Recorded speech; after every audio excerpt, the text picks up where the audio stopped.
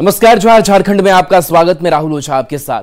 Jharkhand academic council ने 12वीं का रिजल्ट जारी कर दिया है। परीक्षा में ओवरऑल 85.88% बच्चे पास हुए हैं और टॉपरों की लिस्ट में फिर से लड़कियों ने बाजी मारी है। आर्ट्स संकाय की बात करें तो 93.3% छात्र सफल हुए हैं।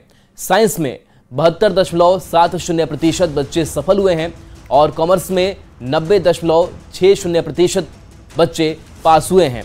बता दें कि पिछले साल से 3% ओवरऑल रिजल्ट जो है वो इस बार का कम आया है। तो देखिए 12वीं की तीनों संकाय का रिजल्ट अब जारी हो चुका है। 2024 का प्रकाशन किया गया है जैक के द्वारा और उसमें कला संकाय में जो प्रतिशत रहा है वो 93.16% विद्यार्थी उत्तीर्ण हुए हैं। वाणिज्य में 90.60 और विज्ञान में 72.70। अगर तीनों का औसत देखें तो वो 85.48% है, जो पिछले वर्ष 2023 से लगभग 3% की गिरावट आई है। गिरावट की वजह यह है कि OMR सीट का पिछली बार प्रयोग किया गया था, इस बार OMR सीट यूज नहीं किए गए। आर्ट्स फैकल्टी में टॉप किया है, फर्स्ट टॉपर है जीनत परवीन। मार्क्स लाई है 472 out of 500। Government +2 high school Kanke. Second topper हैं बहामनी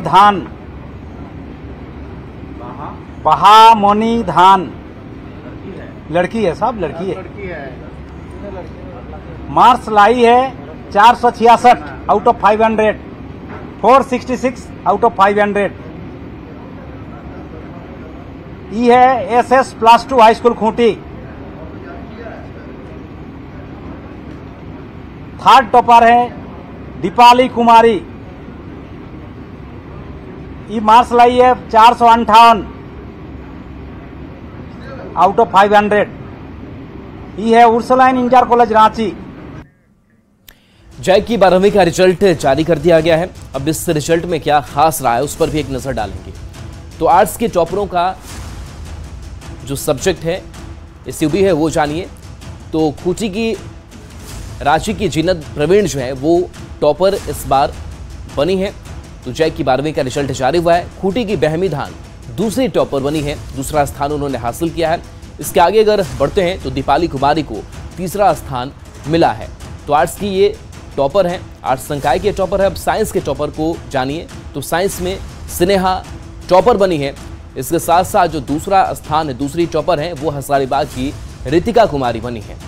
तीसरे स्थान की अगर बात करें, तीसरा स्थान जिन्होंने हासिल किया है वो है पंकज साहू, जिन्होंने तीसरा स्थान हासिल किया है और ये साइंस स्ट्रीम है।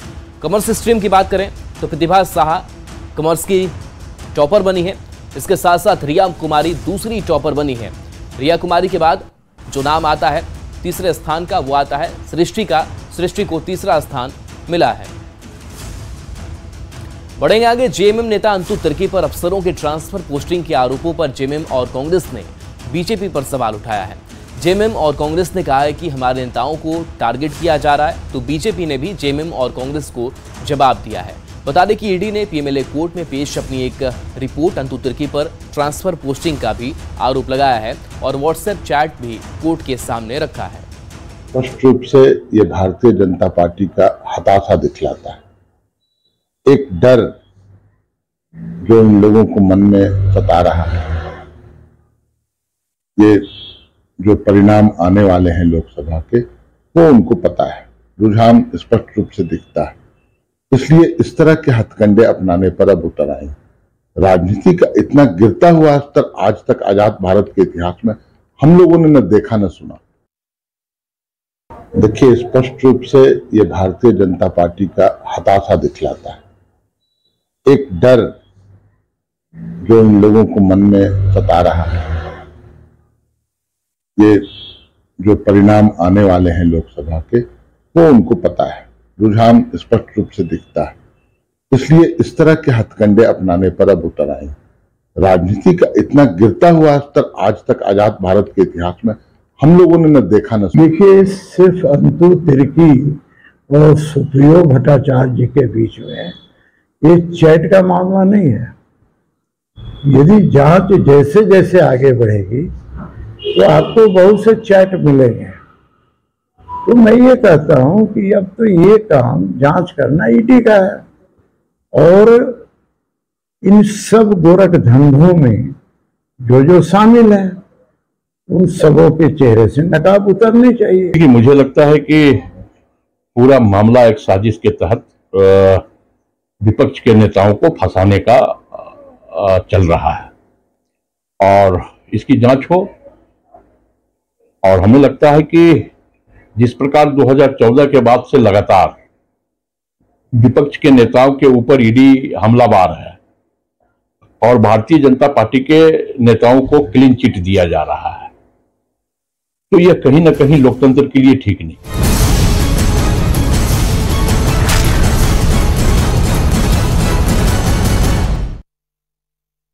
के सुपर एक्सक्लूसिव इंटरव्यू में कांग्रेस के विरासत टैक्स वाली बात पर पीएम मोदी ने हमला बोला है, जिसके बाद बयानबाजी का दौर शुरू हो गया है। सवाल पर बेबाकी से उन्होंने अपनी राय रखी है और 5 साल का आगे का रोड मैप क्या होगा उन्होंने भी बताने का काम किया है। आम जनता को तो यही मोदी की गारंटी है।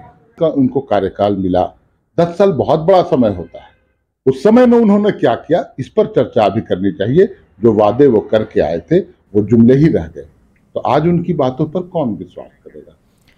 धनबाद से बड़ी खबर है, जहां ढुल्लू महतो ने नामांकन किया है। नामांकन में बाबूलाल मरांडी शामिल हुए। धनबाद से बीजेपी उम्मीदवार ढुल्लू महतो हैं, तो धनबाद लोकसभा सीट से बीजेपी उम्मीदवार ढुल्लू महतो ने आज अपना नॉमिनेशन किया है। नॉमिनेशन में बीजेपी प्रदेश अध्यक्ष बाबूलाल मरांडी शामिल हुए। मौके से ज्यादा जानकारी दे रहे हैं हमारे संवाददाता संजय गुप्ता।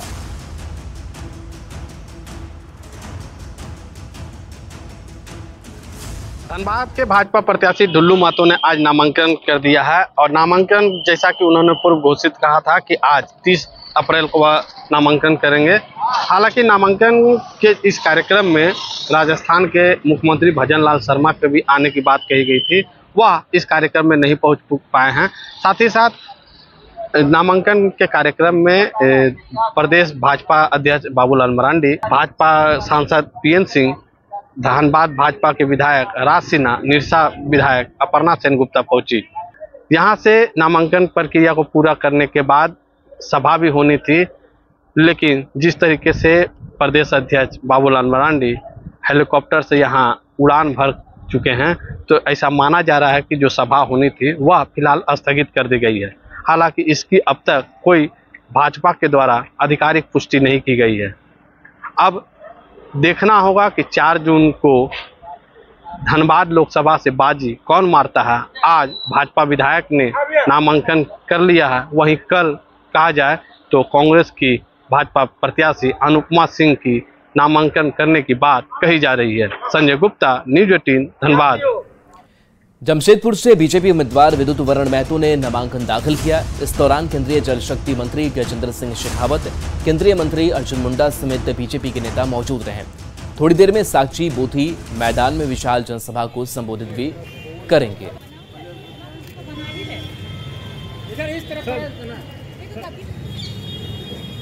झारखंड की राजनीति में अब हेलीकॉप्टर उड़ाई जा रही है। खिलगांव में हेलीकॉप्टर लैंडिंग के लिए हेलीपैड बनाए जाने का मामला तूल पकड़ता जा रहा है।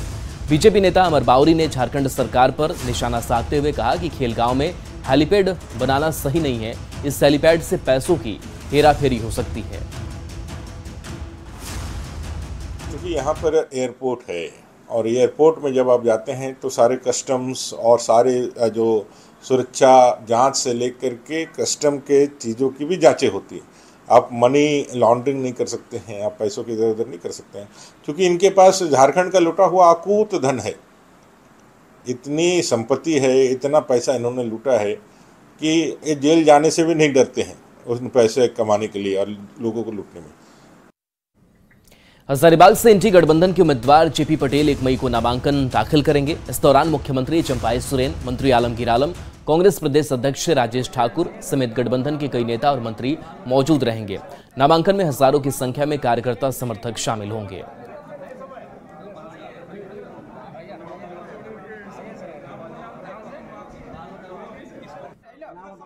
हम 1 तारीख को दिन बुधवार को नामांकन करने का फैसला लिए। समय 11 बजे है, क्योंकि मुख्यमंत्री जी, हमारे प्रदेश अध्यक्ष, हमारे नेता विधायक दल और कई मंत्रीगण को भी आना है, तो उन लोग को और भी कई कार्यक्रम है, इसलिए सुबह हम लोग 11 बजे हम लोग नामांकन करने का निर्णय लिया है।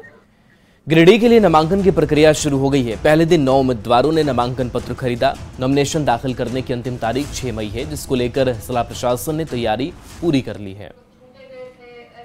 टोटल 9 नॉमिनेशन फॉर्म्स की बिक्री हो चुकी है और किसी ने फाइल नहीं किया है आज नॉमिनेशन। चुनाव को लेकर संपूर्ण जिला चुनाव के मोड में है। सिविल एडमिनिस्ट्रेशन, पुलिस एडमिनिस्ट्रेशन, बाकी अन्य जितने भी कर्मी PSUs के केंद्र शासित ऑफिसेस है, सारे लोग किसी न किसी कोषांगों में या किसी न किसी दायित्व के साथ काम कर रहे हैं। अधिसूचना के साथ साथ हमारे यहाँ जो 12 SST क्रियाशील हो गए हैं, पूर्व से FST की टीम क्रियाशील थी। पूर्णतः आचार संहिता के जो मानक हैं उनको पूर्णतः अनुपालन कराने के लिए साथ साथ में जो भी शिकायतें प्राप्त होती हैं उस पर त्वरित रूप से कार्रवाई की जा रही है। धनबाद से कांग्रेस उम्मीदवार अनुपमा सिंह ने प्रचार अभियान तेज कर दिया है। लोगों के बीच जाकर अपनी बात रख रही हैं और वोट की अपील कर रही हैं। अनुपमा सिंह जब बोकारो पहुंची तो कांग्रेस नेता श्वेता सिंह ने जोरदार स्वागत किया। इस दौरान कांग्रेस नेता और कार्यकर्ताओं ने अनुपमा सिंह को धनबाद का सांसद बनने की बात कही। मुझे मिजाज तो बहुत अच्छा दिख रहा है। आप भी देख रहे हैं कि लोग कितने आश्वस्त हो गए हैं कि अब हमें ही जीतना है, कांग्रेस पार्टी ही जीतेगी। महिलाएं, युवाएं, अभिभावकगण, सब लोगों का समर्थन है। कोई ऐसा नहीं है जो हमारे वोटर्स नहीं है, बच्चे, उनका भी समर्थन है। वो कसौटी जरूर रखिएगा, खुली आंखों से पहचानने का काम कीजिएगा कि दादा के सपनों को कौन पूरा कर सकता है, दादा के सपनों को कौन आगे ले जा सकता है, दादा के संस्कारों पे कौन खरा उतर सकता है। तो उस मुखौटे से बचना है और सही निर्णय लेना है। गिरिडीह में लोकसभा चुनाव और गांडेय विधानसभा उपचुनाव को लेकर राजनीतिक सरगर्मियां तेज हो गई हैं। वोटिंग को लेकर ग्रामीण और आदिवासी इलाकों में उत्साह देखा जा रहा है।